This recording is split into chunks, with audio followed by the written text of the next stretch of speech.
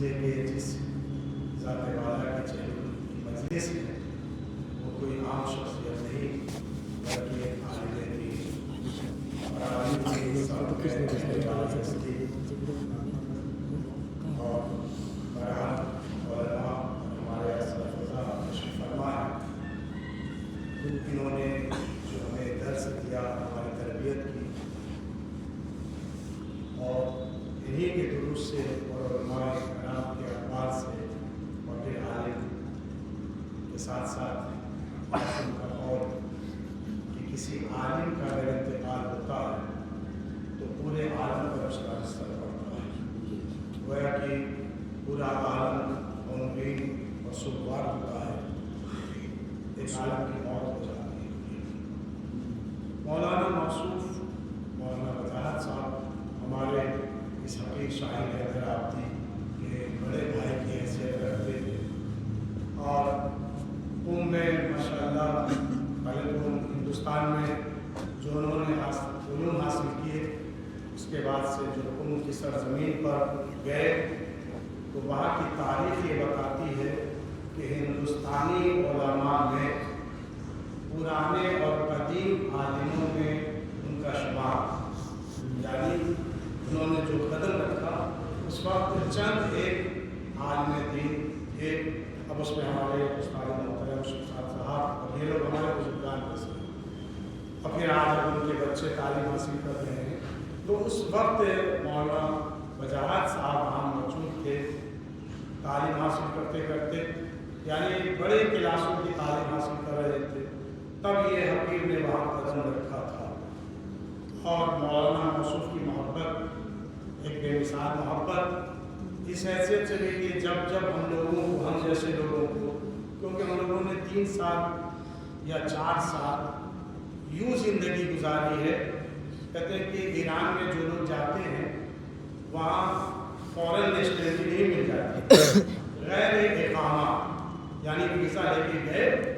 اور وہاں تعلیم حاصل کرنی شروع کر دی۔ اب یہ ایران کی سرکار کا رحم کرم ہے کہ جس کا اقامہ یعنی ویزا ختم بھی ہو جائے پھر بھی ان کو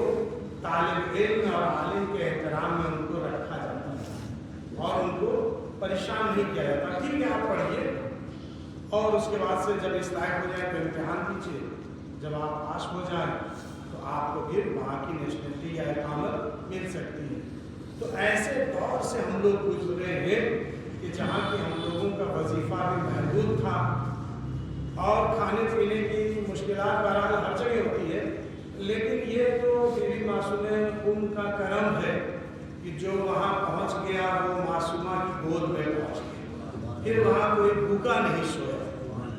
یعنی کسی نہ کسی رات میں آج ان کے گھر دعوت، کل ان کے گھر دعوت۔ ہمارے مولانا نصرت صاحب بھی موجود ہیں، ان کا بھی شمار پرانے عالم دین میں وہاں ہوتا ہے، اور انہوں نے بھی، اور ایسے ہمارے جیسے مولانا وجاہت صاحب بھائی جہاں دیکھا ایسے طالب علم کو جن کے کھانے پینے کا کوئی وقت معین نہیں تھا، تو کیا کرتے تھے، بھائی آج کی رات ہمارے گھر آ جائیے گا، پرسوں دن میں تم ہمارے گھر آ جاؤ گے، اب 4-5 لوگوں کو ہی بلا کر کھانا کھلانا اور شاید خرچ کے آواز ہے، یہ مولانا موصوف کی صفت۔ اور اس کے علاوہ جب ہم لوگ پریشان ہوتے تھے تو بہترین مشورے سے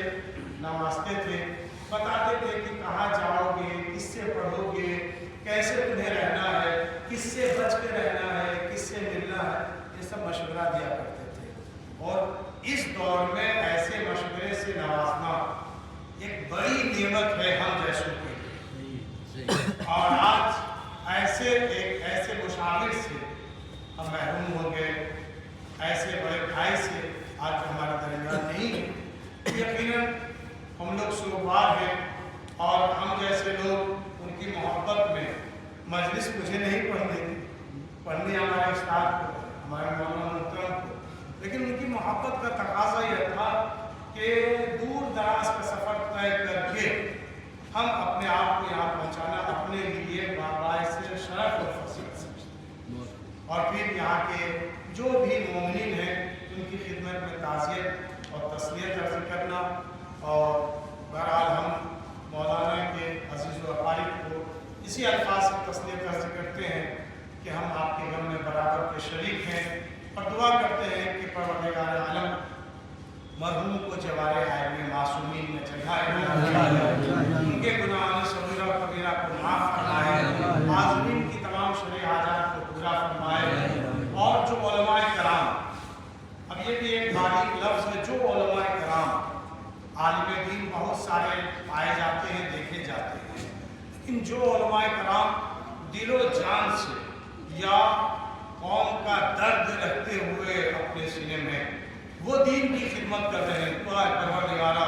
ایسے عالم دین کا سایہ ہمارے سروں پر برقرار ہو، اور ایسے علماء کو صحت و تندرستی عطا فرما، مرحوم کے بچوں کو صبر جمیل عنایت فرما۔ ماشاءاللہ ہمارے موصوف جو ہے بہترین کلام سے نواز رہے تھے، آپ سن بھی رہے تھے، اور آپ نے جو سلام، درد بھرا سوز و سلام، اور والد سکینہ کا جو فریاد، اللہ اکبر کیا کہیں، والد سکینہ کی بات جب آتی ہے تو ایک چچا اور بھتیجی کی محبت کی تاریخ نے سنہرے حرفوں میں لکھا ہے کہ ایک چچا اپنی بھتیجی کو کتنا چاہتا تھا، یا ایک بھتیجی اپنے چچا سے کتنی محبت کرتی تھی۔ جب بھی چچا پردیس جاتا تھا تو اپنی بھتیجی کے لیے کوئی تحفہ لے کر آتا تھا۔ وہ تحفہ جب میرے مولا عباس نے اپنی بھتیجی کو پہنایا تھا، جسے گوشوارہ کہا جاتا ہے، وہی گوشوارہ تھا جو شمر ملعون نے کربلا میں شہزادی سکینہ کی کانوں سے چھین لیا۔ بہرحال محبت ایک بھتیجی اور ایک چچا کی ایسی محبت، کہنے والے نے کہا کہ یعنی مولا عباس کس کے خواب میں آ سکتے ہیں، کہاں کہاں آتے ہیں، کیسے آتے ہیں، کہ ذکر سرور کا، عزم حیدر کا نگاہوں میں قرینہ رکھ لو، ذکر سرور سے ہونٹوں کو معطر کر کے عزم حیدر کا نگاہوں میں قرینہ رکھ لو، تم کو عباس دلاور کی زیارت ہوگی، تم کو عباس دلاور کی زیارت ہوگی، اپنی بیٹی کا اگر نام سکینہ رکھو، اپنی بیٹی کا اگر نام سکینہ رکھو۔ شکریہ، غرابی الفاظ کے ساتھ یہ تعزیت پیش کروں، اور دعا ہے کہ اللہ ہم سب کو مرحوم کے شکر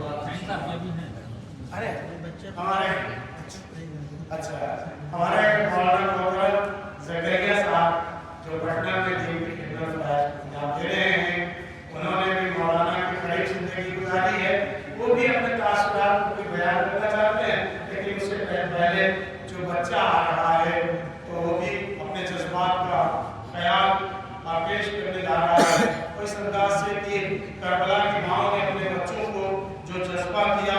اور سنوارا اور ابھارا، تو پھر ایک بچے نے ظالم کی آنکھوں میں آنکھیں ڈال کر جو کہا ہے، اور اس کا کردار تھا کہ کھیلتے کھیلتے، بچے کو آواز دینے کے لیے کہا یہ کلام، کھیلتے کھیلتے عصمت کو خیال آیا ہے، باپ کے سامنے بیعت کا سوال آیا ہے، کھیلتے کھیلتے عصمت کو خیال آیا ہے، باپ کے سامنے بیعت کا سوال آیا ہے، 6 مہینے کے مجاہد کو جلال آیا ہے، 6 مہینے کے مجاہد کو جلال آیا ہے، آستین الٹے ہوئے بانوں کا لال آیا ہے، بربلا ہوش میں آشیروں کا شیر آتا ہے،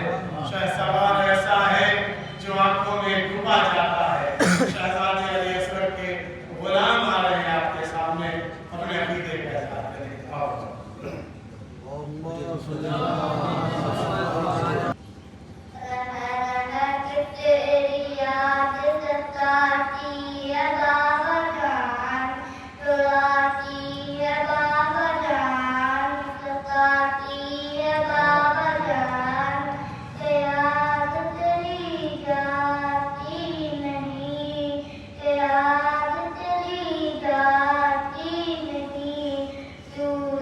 तुम्हारी नजर में आ